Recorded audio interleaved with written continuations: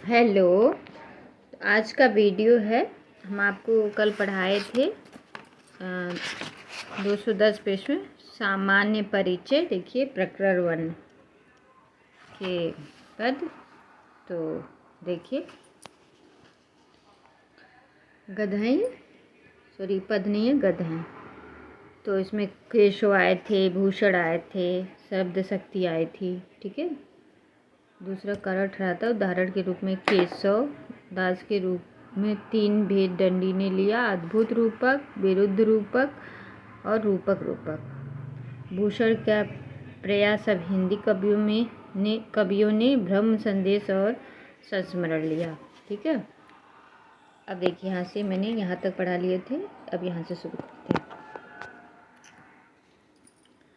इस रस का सारा वैभव कवियों ने नायिका भेद के भीतर दिखाया।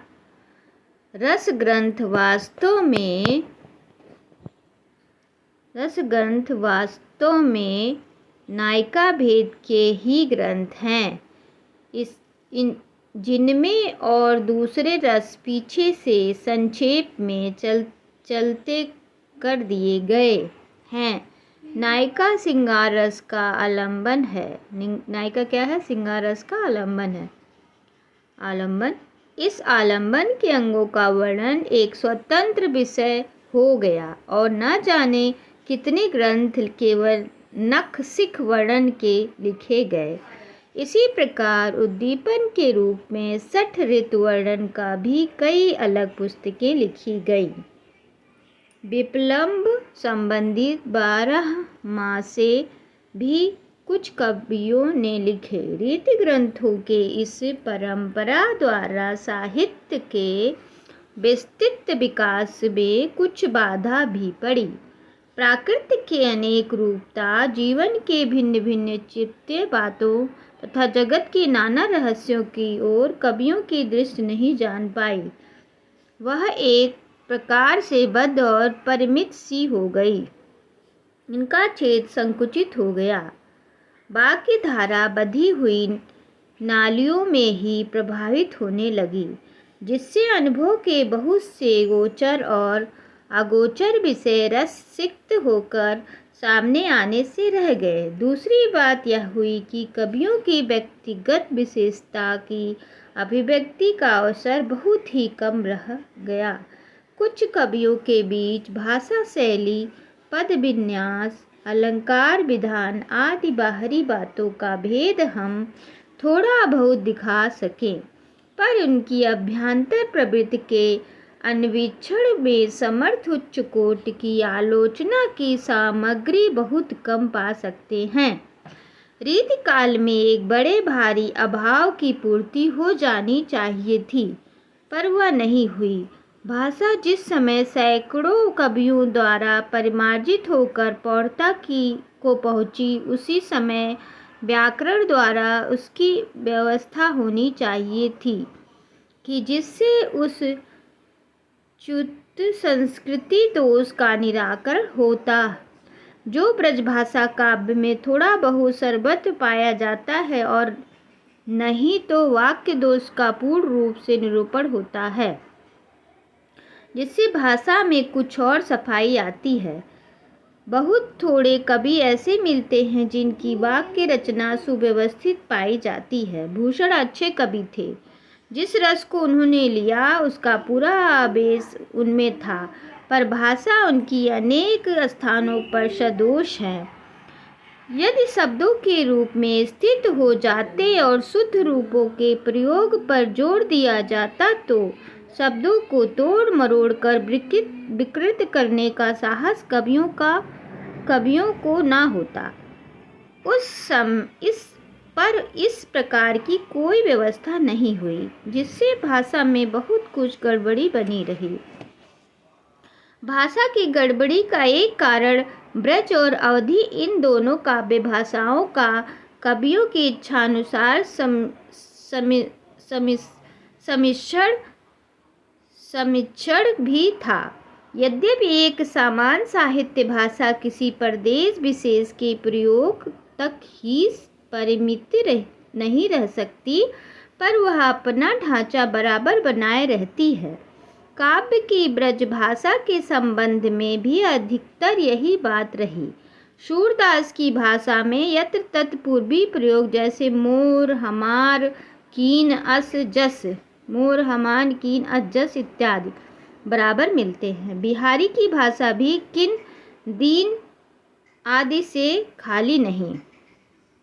तो सूरदास की भाषा में क्या आता है? मोर, हमार, कीन, अस, जस, और बिहारी की कीन, दीन आदि आता है। जब कीन, दीन आए तो समझो बिहारी, और हमार, कीन, अस आए तो, मोर आए तो किसका होगा? पूर्वी प्रयोग होगा सूरदास का। रीति ग्रंथ का, तो इसको पहले दोबारा पढ़ देते हैं। पूर्वी प्रयोग जैसे मोर, हमार, कीन, अस, जस इत्यादि बराबर मिलते हैं। बिहारी की भाषा में कीन, दीन आदि से खाली नहीं। रीति ग्रंथों का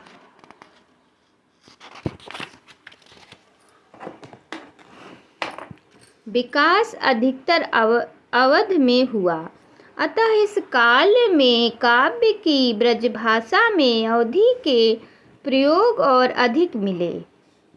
इस बात को किसी कवि ने लक्ष्य भी किया। दास जी ने अपने काव्य निर्णय में काव्य भाषा का भी कुछ दृष्टिपात किया।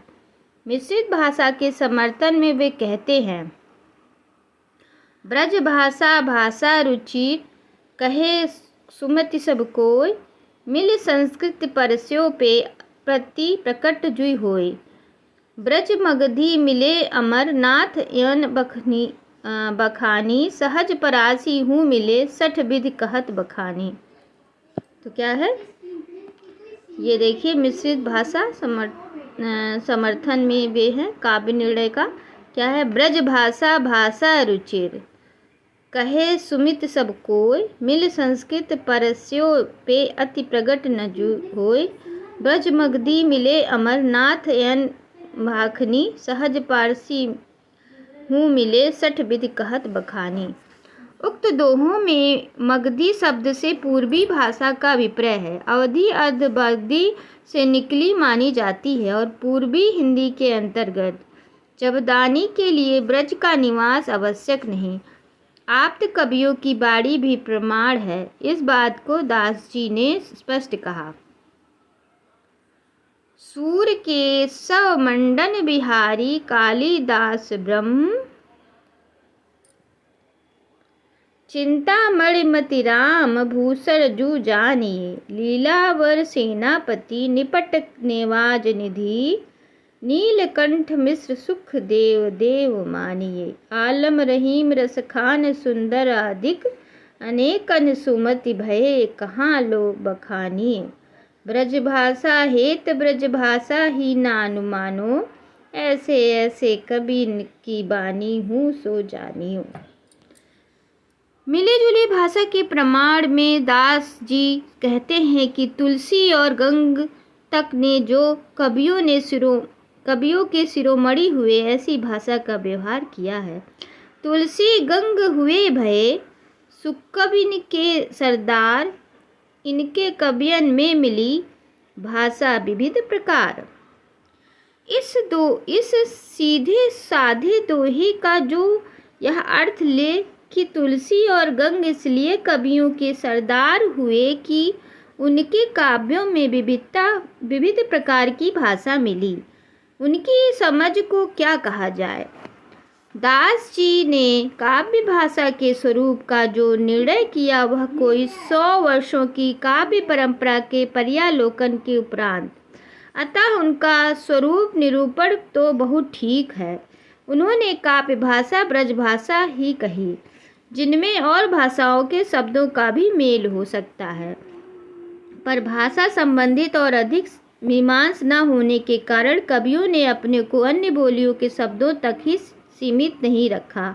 उनके कारण चिन्हों और क्रियाओं के रूपों का भी वे मनमाना व्यवहार बराबर करते रहे। ऐसा वे केवल सौंदर्य की दृष्टि से करते थे, किसी सिद्धांत के अनुसार नहीं करना के भूतकाल के लिए वे छंद की आवश्यकता के अनुसार किए कीनो करायो।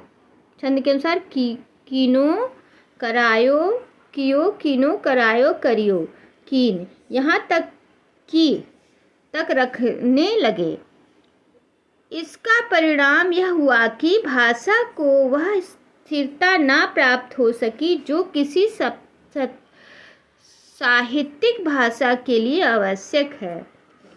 रूपों के स्थिर न होने से यदि कोई विदेशी काव्य की ब्रज भाषा का अध्ययन करना चाहे तो उसे कितनी कठिनता होगी।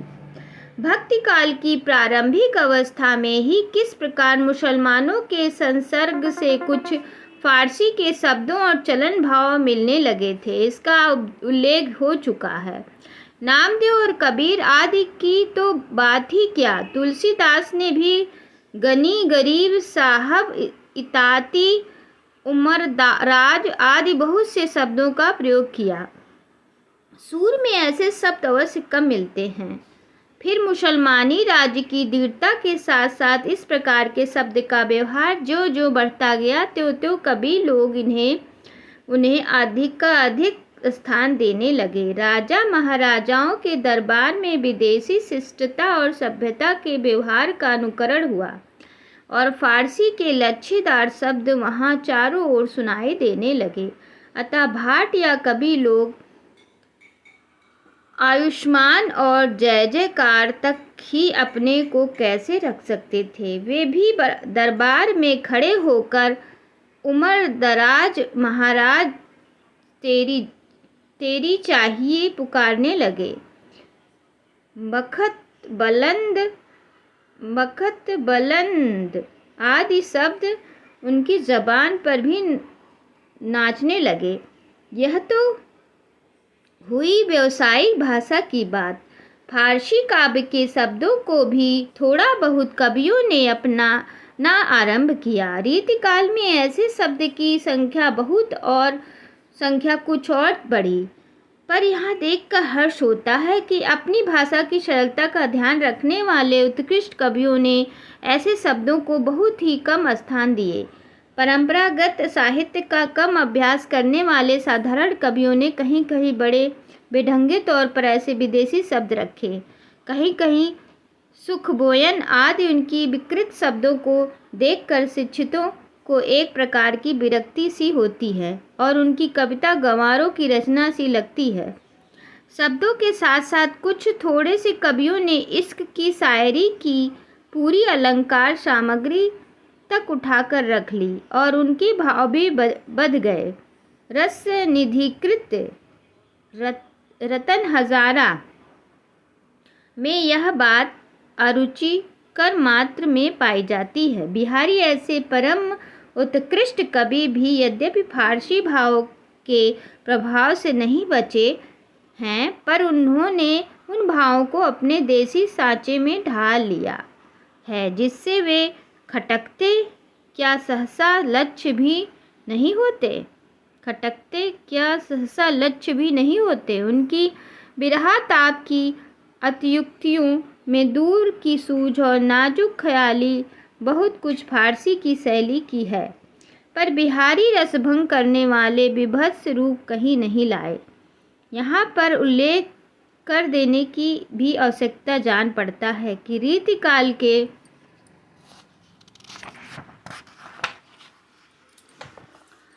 कवियों के प्रिय छंद कवित्व और सवैया ही रहे।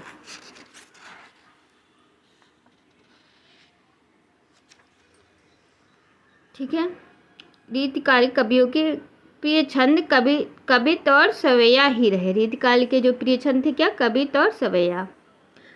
कवियों तो श्रृंगार और वीर दोनों रसों के लिए समान रूप से उपयुक्त माना गया था। वास्तव में पढ़ने के ढंग से थोड़ा विभेद कर देने से उनमें दोनों के अनुकूल नाद सौंदर्य पाया जाता है। सवैया श्रृंगार और करुण इन दो कोमल रसों के लिए बहुत उपयुक्त होता है। यद्यपि वीर रस की कविता भी इसका व्यवहार कवियों के जहाँ तहाँ किया।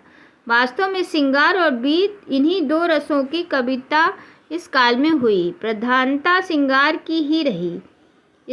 इससे इस काल के रस के विचार से कोई श्रृंगार कहे तो कह सकता है। श्रृंगार के वर्णन बहुतेरे कवियों ने अश्लीलता की सीमा तक पहुंचा दिया था। इसका कारण जनता की रुचि थी, जिसके लिए कर्मठता और वीरता का जीवन बहुत कम रह गया था। तो नमस्कार, आगे हम आपको पढ़ाएंगे प्रकरण 2 रीति ग्रंथकार कवि। तो हम यहीं पे समाप्त करते हैं। आशा है आप इसे सुनकर लाभ उठाएंगे।